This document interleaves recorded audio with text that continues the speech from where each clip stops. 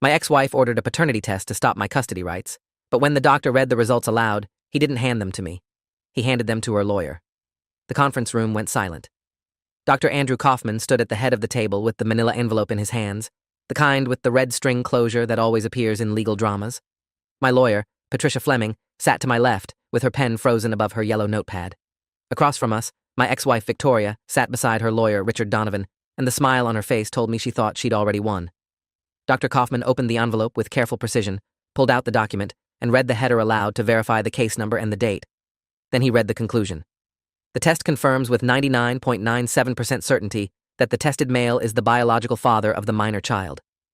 Victoria's smile evaporated. Her lawyer's expression shifted from confident to confused. And Dr. Kaufman walked around the table and handed the results directly to Richard Donovan, not to me, while maintaining eye contact with Victoria. She'd demanded this test. She'd filed the motion claiming I couldn't possibly be Lily's father because we'd been separated during the time of conception. She'd been so certain, and she was wrong. I'd been fighting for custody of my daughter for 8 months when Victoria dropped the paternity bombshell. We'd divorced 2 years earlier after I discovered her affair with her personal trainer, a walking cliché named Derek, who had more muscles than brain cells and apparently no moral compass. The divorce had been ugly but straightforward until it came to Lily. Victoria wanted full custody. I wanted joint. The judge ordered a custody evaluation and temporary shared parenting while we negotiated. That's when Victoria got creative. She filed a motion in family court claiming she had reason to believe Lily wasn't biologically mine, that I'd been traveling for work during the week of conception 6 years earlier, that she'd discovered old calendar entries proving I was out of state. She demanded a paternity test before any custody arrangement was finalized. Her motion was calculated and cruel. She knew what it would do to me publicly. She knew the whispers it would start. She knew it would make me look like either a fool or a liar. What she didn't know was that I had documentation proving I was home that week. Hotel cancellations, flight changes, email timestamps. But I let her file the motion anyway because my lawyer said something important. She said if Victoria is willing to lie about this, what else is she lying about? The custody battle had started the previous January. I'd filed for divorce in November 2 years before that, 3 days after coming home early from a business trip and finding Victoria and Derek in our bedroom. The image was burned into my brain. I'd stood in the doorway with my suitcase still in hand, and they'd both frozen like teenagers caught sneaking out. Victoria had scrambled for the sheet. Derek had grabbed his clothes and run past me without making eye contact. I'd slept at a hotel that night and called a divorce lawyer the next morning. The proceedings took 9 months. Victoria hired an aggressive attorney who painted me as an absent workaholic who prioritized career over family. I hired Patricia Fleming, a family law specialist with 23 years of experience and a reputation for thorough preparation. Patricia fought every claim. Yes, I traveled for work. I was a regional sales director for a medical supply company, and travel was part of the job. But I was home every weekend. I coached Lily's soccer team. I attended every school event. I was present. Victoria's affair became the central issue. Patricia presented evidence. Hotel receipts in Derek's name. Text messages Victoria had carelessly left on our shared iPad. Testimony from our marriage counselor about Victoria's admission of the affair. The judge granted the divorce and ordered a custody evaluation before making any parenting decisions. The custody evaluator was a psychologist named Dr. Susan Brennan, mid-50s, kind eyes, and the ability to see through manipulation that came from 3 decades of working with high-conflict families. She spent 4 months conducting interviews, observing parent-child interactions, reviewing school records and medical files, and writing her report. I met with her 6 times. Victoria met with her 6 times. Lily met with her alone 4 times. Dr. Brennan visited my apartment twice and Victoria's house twice. She talked to Lily's teachers, her pediatrician, her soccer coach. She was thorough. When her report came out in August, it recommended joint custody with equal parenting time and joint decision-making. Victoria exploded. She filed 3 motions in 1 week trying to discredit Dr. Brennan's evaluation. All 3 were denied. That's when she filed the paternity motion. It was September, and we had a custody hearing scheduled for October. Victoria's new strategy was obvious. If I wasn't Lily's biological father, she could argue I had no legal standing to seek custody at all. Never mind that I'd raised Lily since birth. Never mind that my name was on the birth certificate. Never mind that I'd been her father in every way that mattered for 6 years. Victoria saw a legal loophole and went for it. Patricia called me the day the motion was filed. I was in a meeting when my phone buzzed with her name. I stepped into the hallway and answered. She said we needed to talk about Victoria's filing. I asked what she'd filed now. Patricia said a paternity challenge. The words hit me like a physical blow. I remember leaning against the wall and asking if she was serious. Patricia said completely serious, and we needed to discuss how to respond. I went to her office that afternoon. She had the motion printed and highlighted. Victoria claimed she'd reviewed old calendars and discovered I'd been out of state during the week Lily was conceived in late March 6 years ago. She claimed she now had doubts about paternity and requested court-ordered genetic testing before any custody arrangement was finalized. The motion was 6 pages long and filled with dates and implications. Patricia asked if I'd been traveling that week, I said no. She asked if I could prove it. I said yes. I pulled up my email on my phone and showed her the trail. I'd been scheduled to fly to Seattle for a conference March 20th through 24th that year. But Lily had gotten sick with an ear infection March 19th, and Victoria had called me panicking because Lily's fever was high and she didn't know what to do. I'd canceled my flight, rescheduled the hotel, and stayed home to help. I had the cancellation confirmations. I had emails from my boss approving the schedule change. I had the pediatrician's records showing Lily's appointment on March 20th. Patricia smiled and said we'd file a response with all of that documentation. But she also said something that stuck with me. She said Victoria knows you were home. She has to know, because she was there. So why would she claim otherwise unless she's trying to muddy the waters about something else? We filed our response 2 weeks later with every piece of evidence proving I was home during conception. We also agreed to the paternity test. Patricia said refusing would look defensive, and we had nothing to hide. She said let Victoria's lie collapse under the weight of the truth. The court ordered genetic testing through an accredited lab. Both Victoria and I had to submit DNA samples, along with Lily. The appointment was scheduled for October 15th at a medical office downtown. I arrived at 9 in the morning with Patricia. Victoria arrived at 9:15 with Richard Donovan and an attitude that suggested she expected vindication. Lily wasn't present. The court had ordered that a child services worker would collect her sample separately to minimize stress. The lab technician called us back in pairs. Victoria went first with her lawyer. I went second with Patricia. The actual test took 5 minutes. Cheek swab, documentation, chain of custody signatures. The technician said results would take 7 to 10 business days and would be delivered to the court and all attorneys simultaneously. I went back to work and tried not to think about it. Tried not to imagine what it would do to Lily if Victoria's manipulation somehow succeeded. Tried not to calculate how much this was costing in legal fees and emotional damage. If you are enjoying this story already, please subscribe to see more stories like this. The results came back on October 28th. Patricia called me at 8 in the morning and said we had a meeting at 10. Dr. Kaufman would be presenting the results in person per court order, with both parties and both attorneys present. She said her office had received the sealed results, but she hadn't opened them per protocol. She said the court wanted everyone to hear the findings simultaneously. I asked if she thought Victoria actually believed I wasn't Lily's father, or if this was pure strategy. Patricia said she'd seen parents do terrible things in custody cases, but falsely challenging paternity was particularly cruel because it weaponized the child's identity. She said we'd know the truth in 2 hours. I barely remember the drive to the law office. Patricia's firm occupied the 3rd floor of a building near the courthouse. The conference room had windows overlooking the street and a table that could seat 12. When I arrived, Victoria and Richard were already there, sitting on one side with matching expressions of anticipation. Dr. Kaufman arrived 5 minutes later carrying his medical bag and the envelope. What happened next unfolded like a slow-motion car crash. Dr. Kaufman introduced himself for the record even though we all knew who he was. He verified that all parties were present and that he was authorized to disclose the results. He opened the envelope and read the technical details. The test was performed at an accredited laboratory using standard protocols. DNA samples were collected from the alleged father, the mother, and the minor child on October 15th. Analysis was completed October 26th. Then he read the conclusion. The tested male shares sufficient genetic markers with the minor child to establish paternity with 99.97% certainty. He is the biological father. The room temperature seemed to drop. Victoria's face went white, then red. Richard Donovan's pen clattered onto the table. Patricia remained perfectly still beside me, but I could see the slight upturn at the corner of her mouth. Dr. Kaufman continued speaking. He said the test also analyzed the maternal DNA for comparison purposes, standard procedure in paternity cases. He said the results indicated the tested female is the biological mother of the minor child. Then he paused. He looked directly at Victoria. And he said something that made my brain stop processing. However, the maternal DNA analysis revealed markers consistent with mixed ethnicity not previously disclosed in the medical history provided to this office. Specifically, the mother shows genetic markers indicating East Asian ancestry, which was not noted in her medical file or family history.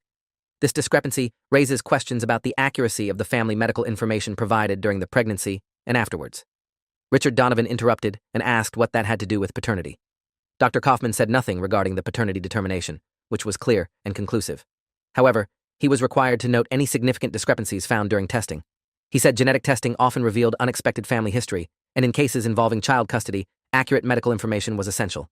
He said the court might want to request updated family medical history from both parents. Then he walked around the table and handed the full report to Richard Donovan instead of to me or Patricia. He said he was providing the report to Mrs. Victoria's attorney first, because the discrepancies in maternal genetic markers fell under her medical privacy, and she should have the opportunity to review and address them before they became part of the official court record. Richard took the papers and immediately started reading. Victoria grabbed his arm and whispered something urgent. He shook his head and kept reading. I looked at Patricia. She was watching them like a hawk watching mice. She whispered to me that this was interesting. Very interesting. The meeting ended without resolution. Dr. Kaufman said his obligation was to report the findings accurately, and he had done so. Patricia requested a copy of the full report. Dr. Kaufman said copies would be filed with the court within 24 hours per the court order. Richard Donovan said he needed to consult with his client before proceeding. Victoria stood abruptly and walked out of the conference room without looking at anyone. Richard followed her, carrying the report. Patricia and I stayed seated. Dr. Kaufman packed his materials and left. The door closed. Patricia turned to me and asked if I knew Victoria had Asian ancestry. I said no.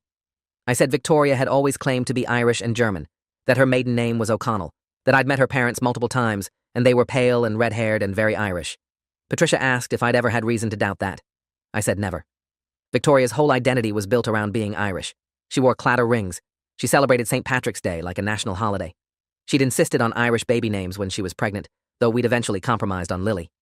Patricia tapped her pen against her notepad and said, families kept secrets, and sometimes genetic testing exposed them. She said the question now was why Victoria had lied about her ancestry, and what else she might be lying about. We left the building and stood on the sidewalk outside. The October air was cold and sharp. Patricia said she was going to file a motion requesting updated and accurate medical history from Victoria for Lily's records. She said if Victoria had concealed her actual genetic background, the pediatrician needed to know for proper health care. She said genetic conditions ran in families, and hiding ethnicity could mean hiding relevant medical information. I asked if this would affect the custody case. Patricia said potentially yes, because credibility mattered in family court, and Victoria had just been caught in a significant lie about her identity. She said Victoria had also falsely challenged paternity, which the test had definitively disproven. She said a pattern of deception was emerging. I asked what happened next. Patricia said we wait for Victoria's next move, and we prepare for the custody hearing, which was still scheduled for November 8th. She said the paternity results and the ancestry discrepancy would both be entered into evidence. She said I should document everything and be ready for Victoria to escalate. Victoria's response came 3 days later. Richard Donovan filed an emergency motion requesting a continuance of the custody hearing and sealed records regarding the genetic testing results. The motion claimed the unexpected revelation of previously unknown family medical history required time to investigate and verify, and that public disclosure of such private medical information would violate his client's privacy rights. Patricia called me when she received the filing and said this was desperation. She said Victoria was trying to bury the results. Patricia filed an opposition within hours.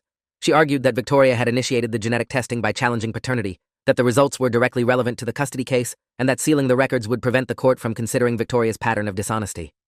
She argued that Lily's medical care required accurate family history, and Victoria's attempt to conceal her genetic background was concerning. The judge denied the emergency motion to seal, but granted a 1-week continuance to allow both parties to update medical histories. The new hearing date was November 15th. During that week, I started digging into Victoria's background. I'd never had reason to question her family history before. We'd met 7 years earlier at a corporate networking event. She'd been working in marketing for a tech startup. We'd talked for 2 hours about nothing important, and I'd asked for her number. She'd told me about growing up in Boston, about her Irish parents who'd immigrated in the 80s, about family dinners and Catholic school and summer trips to Ireland. I'd met her parents at our wedding, Michael and Siobhan O'Connell, both red-haired, both pale, both speaking with faint Irish accents. They'd welcomed me into the family with warmth. They'd been thrilled about Lily. They sent birthday cards and Christmas presents. They seemed like exactly who Victoria said they were. But now I wondered. I searched online for Victoria's birth records, but those were sealed without a court order. I searched for her parents and found their address in Boston, their phone number, social media accounts with photos of them and Victoria and Lily at various holidays. Every photo showed the same thing: red hair, pale skin, Irish heritage. Nothing suggested East Asian ancestry. So where had the genetic markers come from? I called my own mother and asked if she remembered anything unusual about Victoria's family. My mother, bless her, had never particularly liked Victoria, but had kept her opinions mostly to herself during the marriage. Now she asked why I was asking. I said the paternity test had revealed something unexpected about Victoria's genetic background. My mother was quiet for a moment, then said she'd always thought Victoria's eyes looked a bit unusual. Not quite Irish. She said she'd assumed Victoria might have some Spanish or Portuguese ancestry that she didn't talk about. I asked if she'd ever mentioned that to me. She said no, because it wasn't her business, and everyone had family secrets. I thanked her and hung up. Then I did something I probably shouldn't have done. I drove to Boston to talk to Victoria's parents. Patricia had advised against direct contact with anyone involved in the case, but Michael and Siobhan weren't parties to the custody dispute. They were Lily's grandparents. They deserved to know what was happening. The drive took 3 hours. I arrived at their house in South Boston at 2 p.m. on a gray November Saturday. The house was a narrow triple-decker with white siding and green shutters, typical of the neighborhood. I rang the bell. Siobhan answered. She looked surprised to see me, then wary. She asked what I wanted. I said I needed to talk to both of them about Victoria and Lily and the custody case. She hesitated, then let me in. Michael was in the living room watching a football game. He stood when he saw me, and his expression was guarded. I sat in the chair they offered and tried to figure out how to start. Finally, I just said it directly. The court ordered a paternity test because Victoria claimed I might not be Lily's father. The test confirmed I am, but it also revealed that Victoria has East Asian genetic markers that don't match the family history she's provided. I said I was confused and concerned because Lily's medical care depended on accurate information, and I wanted to understand the truth. The silence that followed was suffocating. Siobhan looked at Michael. Michael looked at the floor. Neither spoke for at least 30 seconds. Then Siobhan said they'd always known this day might come. She said they'd promised Victoria they'd never tell, but the secret had eaten at her for years. She said Victoria wasn't biologically theirs. Michael added that they'd adopted her when she was 3 days old through a private agency. The birth mother had been a teenager who wanted a closed adoption. The agency had told them the birth mother was half Irish, half Korean, but wanted the baby raised in an Irish family and didn't want her Asian heritage emphasized. Siobhan said they'd agreed because they'd wanted a baby desperately, and Victoria was perfect. They'd raised her as Irish because that was what the birth mother had requested in the adoption agreement. They'd never told Victoria she was adopted. She didn't know. When I asked how that was possible, Michael said the adoption had been finalized in the 80s when records were easier to seal. They'd moved to Boston from New York right after adopting Victoria. No one in Boston knew them before Victoria. Everyone assumed she was their biological child. She looked enough like Siobhan with the right hair dye. Children don't question what they're told. I sat there trying to process what I was hearing. Victoria didn't know she was adopted. She didn't know she was half Korean. She'd built her entire identity on a lie her parents had told her from birth. And now a court-ordered paternity test had exposed that lie. I asked if they planned to tell her. Siobhan started crying. She said they didn't know how. She said Victoria would hate them. She said they'd kept the secret for 31 years, and they didn't know how to undo it. Michael said they'd received a call from Victoria 3 days ago, hysterical, demanding to know if there was any Asian heritage in the family they'd never mentioned. He said they'd lied and said no. He said Victoria had screamed at them that the genetic test must be wrong then, that the lab must have mixed up her sample, that she was going to demand a retest. He said they'd let her believe that because they were cowards. I asked if they understood that Victoria's dishonesty was affecting my custody case, that she'd challenged my paternity, that she was trying to manipulate the court. Siobhan said Victoria was desperate and scared. I said she was lying and it was hurting Lily. Michael said they knew, and they were sorry, but they didn't know what to do. I left Boston with more questions than answers. I called Patricia from the car and told her everything. She was silent for a long moment after I finished. Then she said, we had a problem.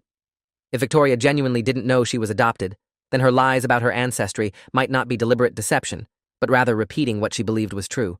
That would make her less culpable in the court's eyes. But it also meant she was living a fundamental lie about her own identity, which raised questions about her mental state and her fitness to make decisions for Lily. Patricia said we needed to approach this carefully. She said we couldn't force Victoria's parents to tell her the truth. She said we could present the genetic evidence and Victoria's reaction to it as part of the pattern of dishonesty. But we had to be prepared for Victoria to claim she'd been victimized by her parents' lie. I asked what she recommended. She said we proceed with the custody hearing as planned, we present all the evidence including the paternity test and Victoria's false challenge, and we let the court decide. She said truth had a way of coming out under oath. The custody hearing on November 15th was scheduled for 9 in the morning. I arrived at the courthouse at 8:30 with Patricia. Victoria arrived at 8:45 with Richard. We waited in separate hallways until the bailiff called us into the courtroom. Judge Eleanor Whitmore presided, a woman in her 60s with steel gray hair and a reputation for no-nonsense rulings in family court. She'd been on the bench for 19 years. The courtroom was small and wood-paneled, with the judge's bench elevated above the rest of us. Patricia and I sat at one table. Victoria and Richard sat at the other. The judge reviewed the case file, which had grown thick over the past 8 months. She noted that Dr. Brennan's custody evaluation recommended joint custody with equal parenting time. She noted that Victoria had filed a motion challenging paternity. She noted that the genetic testing had confirmed my paternity with certainty. Then she asked Richard Donovan to explain his client's basis for the paternity challenge, given that the results had proven it false. Richard stood and said his client had genuine concerns based on her review of calendar records suggesting I was out of state during the conception period. He said those concerns had been resolved by the genetic testing. The judge asked if Victoria understood that false accusations in family court were serious. Richard said his client's concerns were made in good faith. Judge Whitmore looked skeptical. She asked Patricia if she had a response. Patricia stood and said, "Yes, Your Honor." She said the evidence showed that I had documentation proving I was home during the relevant time period, which I had provided to the court before the genetic testing was even ordered. She said Victoria had access to the same calendar and the same information. She said the paternity challenge appeared to be a strategic attempt to delay custody proceedings and cast doubt on my fitness as a parent. She said the challenge had failed and should be considered when evaluating Victoria's credibility. The judge asked if there was anything else relevant to the custody determination. Patricia said yes. She said the genetic testing had revealed a significant discrepancy in Victoria's family medical history that raised concerns about the accuracy of medical information provided for Lily's care. Richard objected immediately. He said his client's medical privacy was protected and the genetic markers mentioned in the testing report were not relevant to custody. Patricia countered that when a parent provides false or incomplete medical history for a child, it becomes relevant to custody because it affects the child's health care. She said Lily's pediatrician needed accurate family medical information to provide appropriate care. She said Victoria's attempt to conceal or deny her actual genetic background suggested a pattern of dishonesty. The judge asked Victoria to stand and asked her directly whether she had knowingly provided false information about her family medical history. Victoria said no. She said she'd provided the information her parents gave her. She said she'd recently learned there might be some previously unknown ancestry in her family tree, but her parents were investigating. The judge asked what kind of ancestry. Victoria hesitated. Richard whispered something to her. She said possibly some Asian heritage. The judge asked if this information had been provided to Lily's pediatrician. Victoria said not yet. The judge ordered both parties to provide complete and accurate family medical histories to Lily's pediatrician within 2 weeks and to file proof of compliance with the court. The hearing continued for 4 hours. Dr. Brennan was called to testify about her custody evaluation. She explained her methodology, her observations, and her conclusions. She said both parents were capable of meeting Lily's basic needs, but that I demonstrated more consistency and stability. She said Victoria's behavior during the evaluation had been at times cooperative and at times hostile. She said she'd observed Victoria making negative comments about me in front of Lily on 2 occasions during home visits, which was concerning. She said Lily appeared comfortable and happy in both homes, but seemed more relaxed during visits to my apartment. Richard cross-examined Dr. Brennan and tried to suggest her evaluation was biased. Dr. Brennan calmly explained that her conclusions were based on extensive observation and documentation, not bias. She said her professional reputation depended on objective analysis. The judge appeared satisfied with her testimony. Then I was called to testify. Patricia asked me to describe my relationship with Lily. I talked about being present from her birth, about coaching her soccer team, about reading to her every night when she was with me, about homework help and playground visits and cooking meals together. I talked about how the divorce had been difficult, but I'd worked hard to shield Lily from the conflict. I talked about maintaining routines and stability. I talked about loving my daughter more than anything. Richard cross-examined me and asked about my work travel. I explained my schedule. I explained that I traveled 2 or 3 days per week, but was always home by Friday evening. I explained that I'd reduced my territory to minimize travel after the divorce. He asked if I'd ever missed important events for Lily. I said once I'd missed a school play because a flight was delayed, and I'd apologized to Lily and taken her for ice cream the next day to make up for it. He tried to make me sound like an absent father. I stayed calm and answered honestly. The judge asked me about the paternity challenge. I said it had been hurtful and confusing, especially since Victoria knew I'd been home during conception. I said challenging my relationship with Lily felt cruel and unnecessary. The judge nodded. Victoria testified next. Richard asked her to describe her parenting. She talked about being Lily's primary caregiver during the marriage, about sacrificing her career to stay home with Lily for the first 3 years, about knowing Lily's needs and preferences better than anyone. She cried while talking about how the divorce had devastated her, about feeling betrayed when I'd discovered her affair, about making a mistake but still being a good mother. Richard asked about the paternity challenge. She said she'd had genuine concerns based on my travel schedule and some gaps in her memory from 6 years ago. She said the stress of the custody battle had made her question everything. She said she was sorry for any confusion, but she just wanted the truth. The judge asked her about the medical history discrepancy. Victoria said she was still trying to understand it herself, that her parents had told her one thing her whole life, and now there were questions. She said she'd provide updated information to the pediatrician as ordered. Patricia cross-examined her. She asked Victoria if she'd reviewed the calendar records before filing the paternity challenge. Victoria said yes. Patricia asked if she'd seen the documentation I'd provided proving I was home. Victoria said she didn't remember. Patricia showed her the documents. Victoria admitted she'd been provided copies during discovery. Patricia asked why she'd proceeded with the paternity challenge if she had evidence I was home. Victoria said she'd had doubts. Patricia asked what those doubts were based on. Victoria couldn't answer clearly. Patricia asked if the paternity challenge had been strategic rather than genuine. Victoria denied it. Patricia pointed out that Victoria had been certain enough to file a motion accusing me of not being Lily's father, but now claimed it was just confusion and stress. Victoria started crying again. The judge called a recess. When we reconvened, Judge Whitmore said she'd reviewed all the evidence and testimony. She said both parents clearly loved Lily. She said both parents were capable of providing basic care. However, she said the court had to consider credibility and stability when making custody determinations. She said Victoria's false paternity challenge was concerning. She said regardless of whether the challenge was made in good faith or as a strategic maneuver, it demonstrated poor judgment and a willingness to weaponize Lily's parentage in legal proceedings. She said the medical history discrepancy, while possibly explained by Victoria's own lack of knowledge about her background, still represented incomplete information that affected Lily's healthcare. She said Dr. Brennan's evaluation was thorough and credible. She said based on all the evidence, she was ordering joint legal custody with me having primary physical custody. Victoria would have parenting time every other weekend and one evening per week. Both parents would be required to attend co-parenting counseling. Both parents would provide updated medical histories within 14 days. The custody arrangement would be reviewed in 6 months. Victoria sobbed. Richard requested the judge reconsider. The judge said her decision was final and that Victoria could appeal if she chose. Court was adjourned. Patricia and I walked out of the courthouse into the November cold. She said we'd won. I said it didn't feel like winning. She said I had primary custody of my daughter, which was what I'd been fighting for. She said Victoria would appeal, they always did, but the ruling was solid. She said I should focus on Lily and creating stability. I asked about the medical history issue. Patricia said I should take Lily to her pediatrician myself with the genetic testing results and explain the situation. She said the doctor needed to know there was Korean ancestry for proper health screening. I said Victoria would be furious. Patricia said Victoria's feelings weren't my problem. My daughter's health was. I picked Lily up from Victoria's house that evening. It was my scheduled parenting time, and the court order was already in effect. Victoria answered the door with swollen eyes and wouldn't look at me. She called Lily, who came running with her backpack and her stuffed rabbit. Lily hugged me and asked if we could have pancakes for dinner. I said absolutely. Victoria handed me Lily's medication for her seasonal allergies and muttered something about the dosage. I thanked her. She closed the door without saying goodbye to Lily. In the car, Lily asked why Mommy was sad. I said Mommy had a hard day, but she'd be okay. Lily asked if it was because of court. I was surprised she knew about court. I asked what she knew. She said Mommy had been crying a lot and talking on the phone about judges and custody. I said sometimes grown-ups have to go to court to figure out important things, but it wasn't anything for Lily to worry about. She seemed satisfied with that answer and started talking about a project they were doing at school.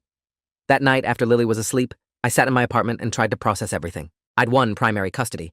The judge had seen through Victoria's manipulation. The paternity challenge had backfired spectacularly, but I felt hollow. The victory came at the cost of 8 months of stress, thousands of dollars in legal fees, and the exposure of ugly lies that would affect Lily eventually. Because how long could Victoria hide her adoption from her? How long before Lily asked questions about the genetic testing? How long before someone told her the truth her grandmother had been too afraid to speak? I thought about calling Siobhan and Michael, but I didn't know what I'd say. They'd created this mess decades ago, and now it was spilling into my daughter's life. The medical history issue resolved itself 2 weeks later. I took Lily to her pediatrician, Dr. Raymond Nash, and brought the genetic testing results. Dr. Nash was in his 50s, balding, with a calm demeanor that had helped Lily through numerous ear infections and childhood illnesses.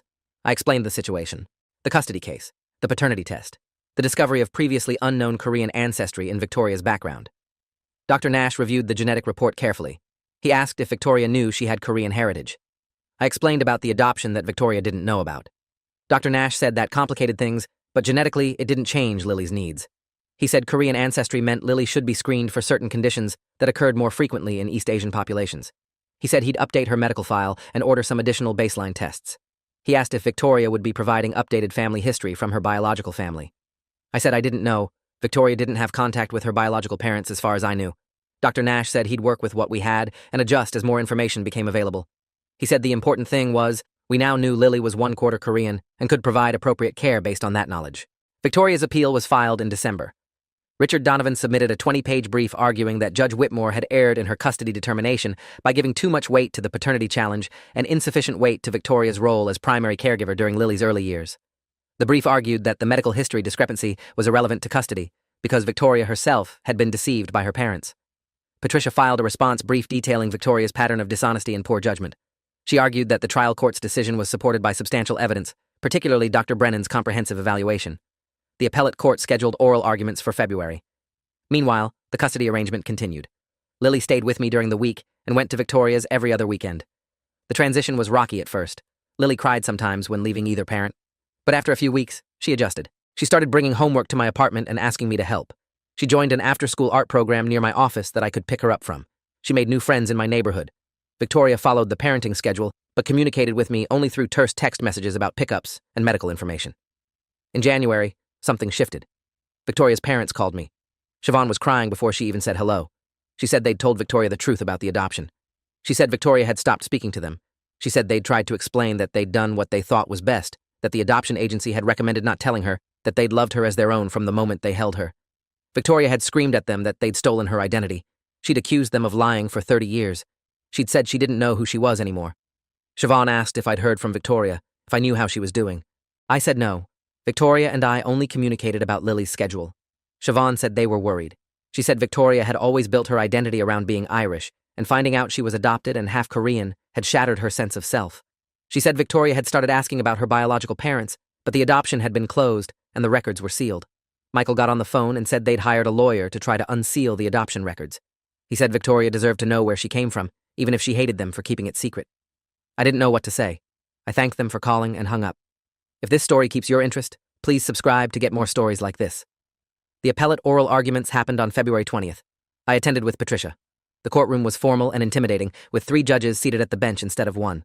Richard presented Victoria's case first, arguing that the trial court had abused its discretion. He emphasized Victoria's years as primary caregiver. He downplayed the paternity challenge as a good-faith mistake based on incomplete memory. The judges asked pointed questions. One judge asked why Victoria had proceeded with the paternity challenge after being provided evidence that I was home during conception. Richard said his client had been under extreme stress. Another judge asked whether strategic dishonesty in custody proceedings warranted a change in custody arrangements. Richard said there was no evidence of strategic dishonesty, only confusion. The third judge asked about the medical history issue. Richard said his client had been victimized by her parents' lie and couldn't be held responsible for information she didn't have. Patricia presented our case next. She was methodical and precise. She explained that trial courts have broad discretion in custody cases. She explained that Judge Whitmore had considered all the evidence, including Dr. Brennan's recommendation, testimony from both parents, and Victoria's documented dishonesty.